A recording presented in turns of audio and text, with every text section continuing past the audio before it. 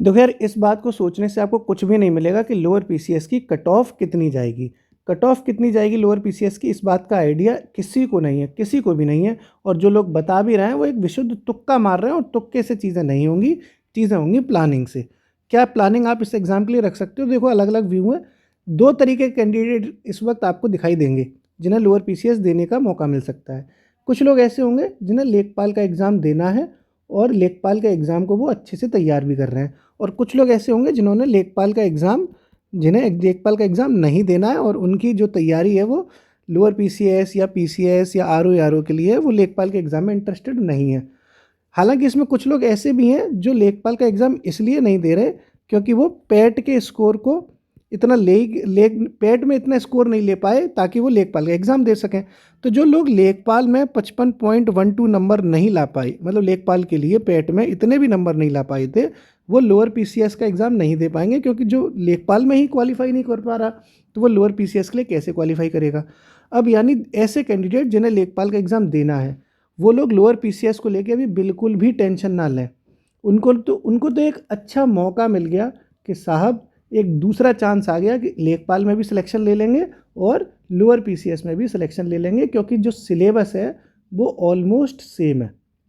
तो लेखपाल वालों की तो साहब बल्ले बल्ले हो गई, इनकी तो आंधी कट गई, क्योंकि भैया लेखपाल में जो सिलेबस है वही लगभग लगभग लोअर पीसीएस में है। तो यहाँ वो लेखपाल के सिलेबस को तैयार करके लेखपाल का एग्ज़ाम 21 मई को देंगे, और 29 मई से वो लोअर पीसीएस के फॉर्म को भरने के लिए एलिजिबल हो जाएंगे।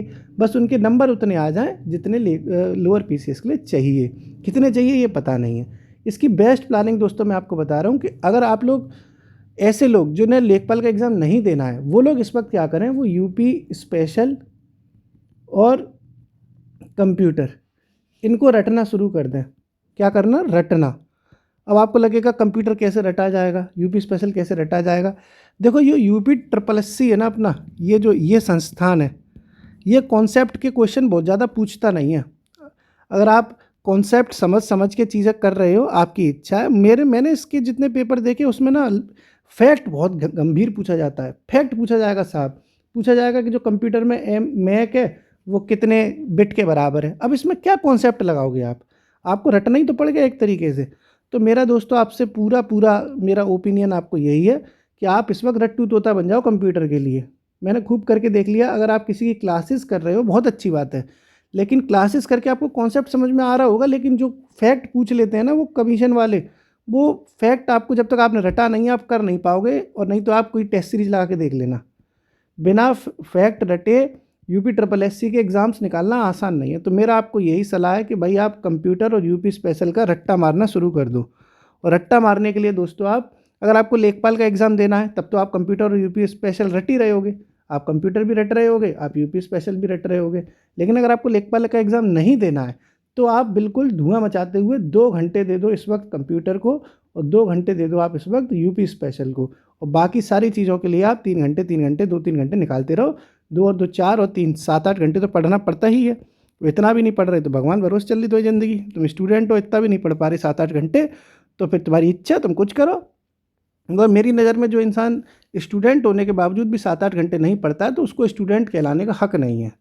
अगर वो जॉब वॉब कर रहा है वो एक अलग चीज़ है, नौकरी कर रहा है, वो एक प्राइवेट नौकरी है, सरकारी नौकरी, कुछ भी कहीं इन्वॉल्व है तो एक अलग केस है। लेकिन अगर विद्यार्थी जीवन में कोई व्यक्ति इतना भी नहीं कर पा रहा है तो अपने आप को विद्यार्थी ना कहे।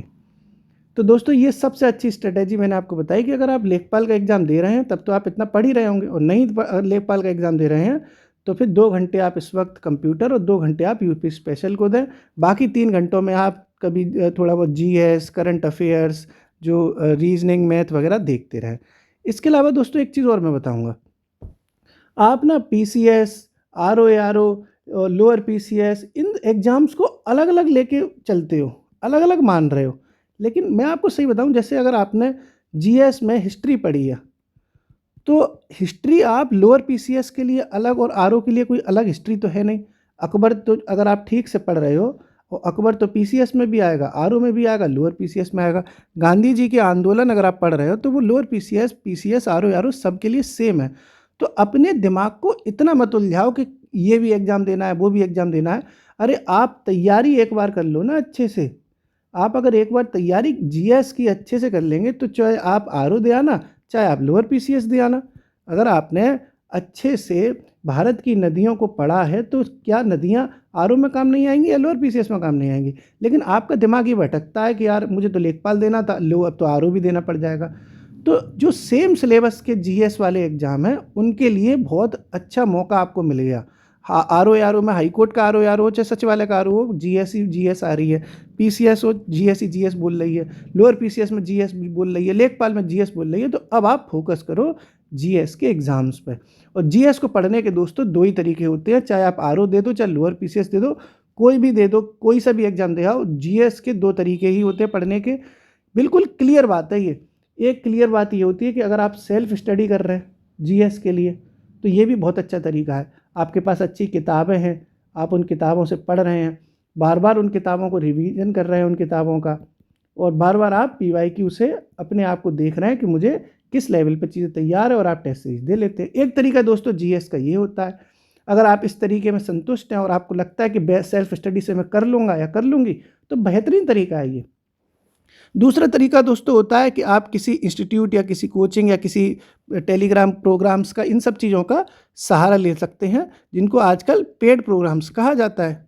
पेड प्रोग्राम्स जो होते हैं दुनिया में, हिंदुस्तान में तमाम ऐसी इंस्टीट्यूट हैं जो ऑनलाइन ऑफलाइन चीज़ें चला रहे हैं। अगर आपको ये तरीका अच्छा लग रहा है तो फिर इसमें आप देरी मत करना, क्योंकि पेड जो प्रोग्राम्स होते हैं दोस्तों, अगर कोई प्रोग्राम अगर आपको लोअर पीसीएस का लेना है, तो अगर आप जल्दबाजी का प्रोग्राम लेंगे, क्रैश कोर्स टाइप का, जो क्रैश कोर्स जिसे कहा जाता है, वो अगर आप प्रोग्राम लेंगे तो आप सफल नहीं हो पाएंगे, क्योंकि क्रैश कोर्स टाइप के होते हैं उनमें घास काट दी जाती है। घास काट देंगे, घास काटने का मतलब है कि 7-8 घंटे क्लास ले लेंगे पूरे दिन में, आप क्लास ही करते रहोगे, आप दिमागी में नहीं कुछ होगा, बोर हो जाओगे और क्लास कर करके पागल हो जाओगे।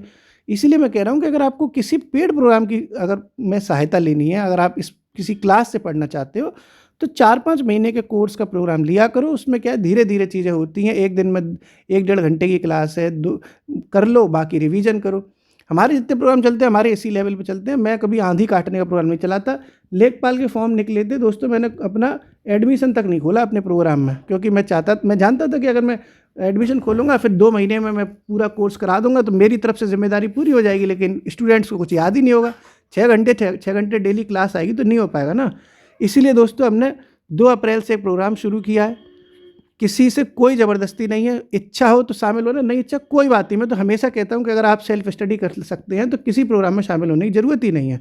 लेकिन अगर आपको लगता है कि कोई गाइडेंस मिल जाती है, भटकना नहीं पड़ता, एक जगह सारी चीज़ें मिल जाती हैं, तो मेरा जो प्रोग्राम रहता है दोस्तों जीएस का, वो सभी एग्ज़ाम्स के लिए रहता है। चाहे आप लोअर पीसीएस दे आओ, आरओ दे आओ, हाई कोर्ट आरओ दे आना, चाहे पीसीएस दे आना, कोई एग्ज़ाम दे आना। ये प्रोग्राम 2 अप्रैल से शुरू है और 31 अगस्त से पहले मैं ये ख़त्म करा दूंगा। इसमें पूरी जीएस आपको कवर करा दी जाएगी और कंप्यूटर और यूपी स्पेशल के नोट्स दिए जाएंगे। इसमें हर 10 क्लास में टेस्ट होती है, सब जानते ही हैं। अगर कोई मेरे प्रोग्राम में शामिल होना चाहे तो 7307055749 पर टेलीग्राम पर मैसेज करके शामिल हो सकता है। और कोई ज़बरदस्ती नहीं है दोस्तों, ये तो बस ये है कि साहब करते हैं अपना कोई काम तो बता दिया। मेरा मानना है कि अगर आप सेल्फ स्टडी कर सकते हैं, आपके पास अच्छी किताबें हैं, रिवीजन स्वयं कर सकते हैं, स्वयं अपने डिसिप्लिन में रहते हैं, तो ये तरीका भी बहुत बेहतरीन है।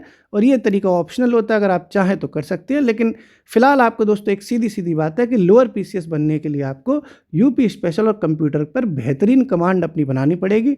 35 नंबर में से आप यहाँ 33 नंबर तक आपको लाने पड़ेंगे, क्योंकि इसका फाइनल सिलेक्शन आपको लेना है। तो आपको बेहतरीन मेहनत की ज़रूरत है। और भी कोई अगर क्वेरी या डाउट हो तो आप कमेंट सेक्शन में बता सकते हैं, अगली वीडियो में उसको सॉल्व कर देंगे। प्रोग्राम में शामिल अगर होना चाहें तो ये नंबर लिख दिया था, इस पर चाहो तो हो जाना। शुक्रिया।